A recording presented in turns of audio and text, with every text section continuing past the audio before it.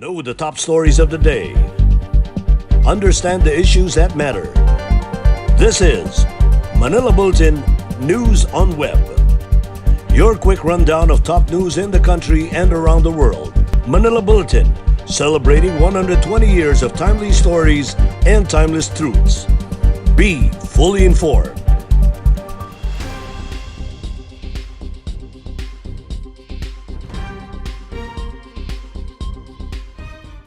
Hi, I'm Rabiya Mateo. This is MB Now, and here are your news on web. President Rodrigo Roa Duterte may have spewed defeatist and appeasing statements towards China, but Department of National Defense Secretary Delfin Lorenzana said the country's commander-in-chief has been firm in its stand to assert Philippine sovereignty in the South China Sea.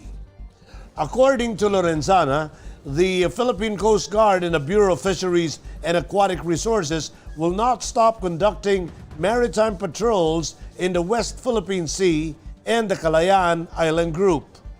The defense chief made a statement as the word between the President and former Supreme Court Justice Antonio Carpio and former Foreign Affairs Secretary Albert Del Rosario further heat up on the issue of the territorial dispute in the West Philippine Sea. Duterte even went to the point of hurling invectives at Carpio and Del Rosario, and even went to the extent of threatening to punch and hang the latter.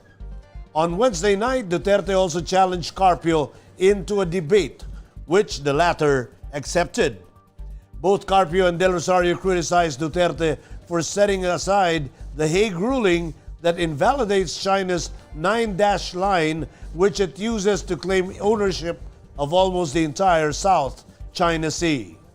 The decision, which favors the Philippines, was released in July 2016, or during the first month of Duterte's presidency. Duterte, for his part, said the International Tribunal's decision is just a piece of paper that he threatened to throw to the wastebasket. In a statement released on Thursday, Lorenzana backed the argument of Duterte. Duterte earlier said that he would not dare to deploy soldiers in the West Philippine Sea to assert Philippine sovereignty, since this may only cause deaths to the Filipino soldiers. The deployment of PCG and BFAR ships is seen as a move to prevent the militarization of action in the area. A PCG ship earlier drove away seven militia-manned Chinese ships at the Sabina Shoal, which is well within the Philippines' exclusive economic zone. President Duterte will no longer engage in a debate with former Supreme Court Justice Antonio Carpio on issues related to the West Philippine Sea upon the advice of his cabinet. Presidential spokesman Harry Roque said the president decided against attending the debate since it would not be fair and that it might affect existing government policies on the West Philippine Sea. The debate with Carpio, however, will continue after the president designated Roque to debate with a former magistrate instead. Roque said he was prepared to debate with Carpio on the issues, particularly on who was to blame for the loss of the Panatag Shoal to China. He insisted that the past administration was to blame for the pullout of Philippine ships from the shoal during a standoff with China in 2012.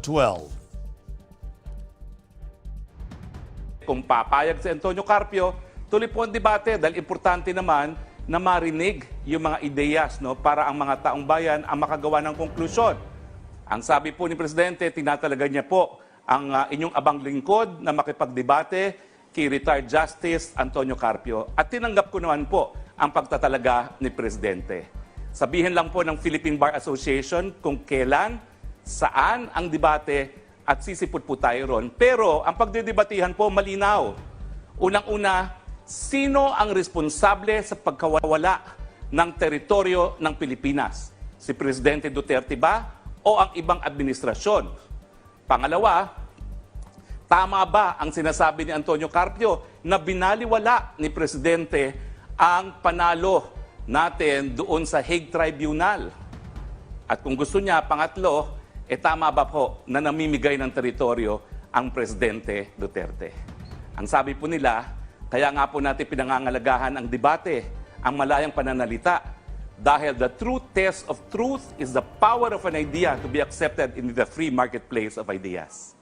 Retired Supreme Court Justice Antonio Carpio, it would be a pleasure to debate against you. I'll see you at the designated time and place.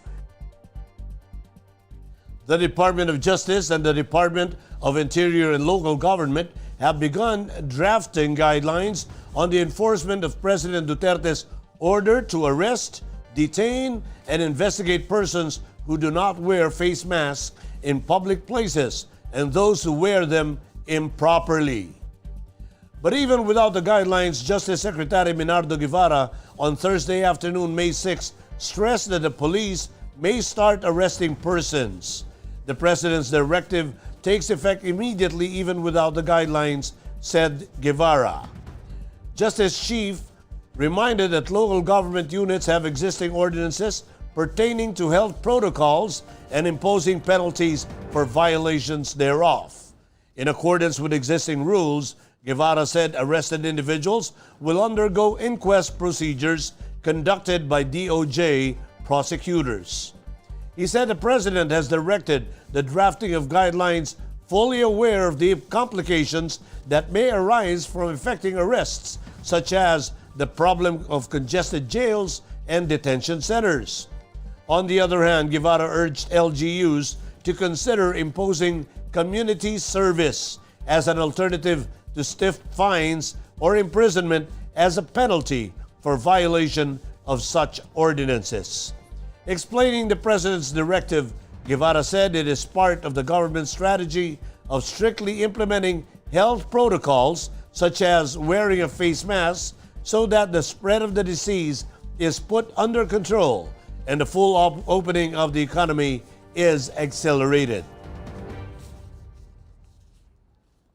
In Metro News, Pasig's COVID numbers on downward trend but still alarming according to Mayor Vico. Makati City to open first drive-through vaccination sites. And Mayor Isko gives sneak peek of base community. More from this report. Pasig City's COVID numbers are on a downtrend but remain alarming according to Mayor Vico Soto. In his COVID summary report on May 5, Soto said Pasig has 932 active cases, which means 1 in every 1,000 individuals in Pasig gets infected with the virus. The mayor said the city's COVID referral center is still almost full, while its temporary holding area still has some space. Soto meanwhile encouraged Pasig residents to help in slowing down the spread of COVID-19. The Makati City local government opened today its first drive-through vaccination site to accommodate persons with disabilities and bedridden constituents. Makati City Mayor Abby Binay said the drive-through vaccination site is located at the Circuit Makati State Grounds. The program is in partnership with Ayala Mall Circuit. Binay thanked Ayala Mall's Circuit for its willingness to contribute to the city's effort to promote a more inclusive vaccination program and in order to develop herd immunity. The city government said that around 100 bedridden patients and PWDs are expected to be vaccinated during the dry run of the drive-through vaccination today. They have already pre-registered through www.proudmakatizen.com and have already received their confirmation.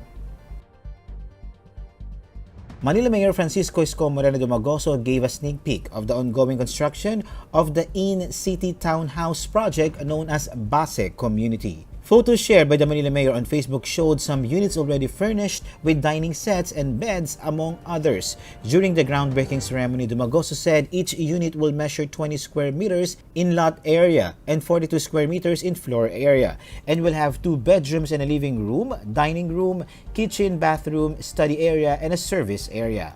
The Base Community Project is in line with local chief executive's dream to provide each Manila resident, particularly the poor, a decent and affordable housing. Under the Land of Landless project, the Manila City government has also begun construction of Condominium 1, Condominium 2, and Binon Dominium. Oh, so that was a Base Community that the good mayor was showcasing. And here are the top news in other parts of the country. 21 horses in Baguio set to be euthanized. Bus rapid transit in Cebu will be partially operational in December. And soldier and two others nabbed in Sibugay botched robbery holdup. Here are the details. 21 horses that tested positive for equine infectious anemia or EIA and bacterial infections at the Wright Park and Camp John Hay trails in Baguio City are said to be euthanized or permanently isolated. This was confirmed by City Veterinary and Agriculture Office when the laboratory examination confirmed that 21 out of 58 horses tested positive for EIA while 4 had bacterial infections. The examination was conducted after the reported death of 27 horses at Wright Park since last March. The horses serve as one of the main attractions in the country's summer capital, primarily for horseback riding. The Bus Rapid Transit or BRT in Metro Cebu will be partially operational starting December this year. The BRT will form part of Cebu's integrated and intermodal mass transport system that will also feature a monorail system and a cable car system. The partial operability of the BRT will have 4 operational stations out of the 17 proposed BRT stations. The BRT route spans from the South Road properties to the Cebu IT Park. A businessman escaped unscathed in a botched robbery holdup, while the 3 suspects, including a soldier, were arrested in pursuit operations in Zamboanga, Sibugay Province. The victim was identified as businessman Dande Calago. One of the 2 suspects shot but missed as Calago took the opportunity to escape through the shattered windshield and sought help in the village. The arrested suspects were identified as Felix Salazar, his younger brother Giovanni, and Joven Ocmer, a member of the Army's 42nd Infantry Battalion. Appropriate charges will be filed against the arrested suspects. In world news, India's neighbors close borders over virus rampage. World Health Organization warns of new COVID wave in Africa. And Japan town builds giant squid statue with COVID grants. Let's watch this report. Sri Lanka on Thursday became the latest of India's neighbors to seal its borders with the South Asian giant as it battles a record coronavirus surge. Bangladesh and Nepal have also banned flights and sought to close their borders with India, where a huge rise in numbers in the past 3 weeks has taken deaths past 230,000 in case over 21 million. The Sri Lankan government banned flights passengers from India entering, as the country reported its highest daily toll of 14 deaths and 1,939 infections in 24 hours. Sri Lanka's Navy said it had stepped up patrols to keep away Indian trawlers, adding that on Tuesday it stopped 11 such vessels which had crossed the narrow strip of sea dividing the 2 neighbors. The World Health Organization on Thursday warned of a new wave of COVID-19 infections in Africa due to delayed vaccine supplies, a slow rollout, and new variants. The African Bureau of the UN agency said the continent had to catch up with the rest of the world in terms of vaccine rollouts. It added that new variants such as the ones that emerged in India and South Africa could unleash a 3rd wave on the continent. Africa now accounts for only 1% of vaccine doses administered globally. The WHO said down from 2% a few weeks ago as other regions' rollouts are progressing much faster. A remote Japanese fishing town has sparked debate after spending coronavirus relief funds on a giant squid statue that costly nearly $250,000 in a controversial bid to boost post-pandemic tourism. The huge pink monument with its tentacles outstretched was unveiled in March by the coastal town of Noto in central Japan as a proud nod to its local delicacy. It was mostly paid for with a national tax grant to aid communities hit financially by COVID-19 restrictions. Despite online debate over the merits of the public spending, local officials said they hoped that installation at a roadside rest stop would pique travelers' interest at home and abroad. In entertainment, Miss Universe Philippines Rabiya Mateo has officially started her fight for the country's 5th Miss Universe crown as she checks in at the Seminole Hard Rock Hotel and Casino Hollywood in Florida, where the candidates will be staying for 10 days. In an Instagram post of Thai pageant blog Thai Sashes, Rabiya is seen arriving in a white long-sleeve dress with fringe details and a white face mask. Meanwhile, the Miss Universe Philippines organization also revealed that Rabiya will wear Fern Amato creations for both the preliminary competition and the finals nights. In sports, Southeast Asian Games gold medalist Juna Tsukii has moved up in the rankings of the female commit 50-kilogram category as she improved to number 8 in the list provided by the World Karate Federation, or WKF. The reason for that improvement was her gold medal win during last week's WKF Premier League, the first time she ruled the event after winning bronze twice in the past.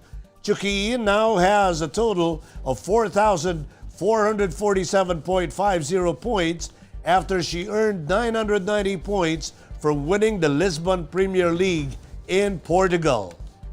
She was at the 10th spot before the tournament last week.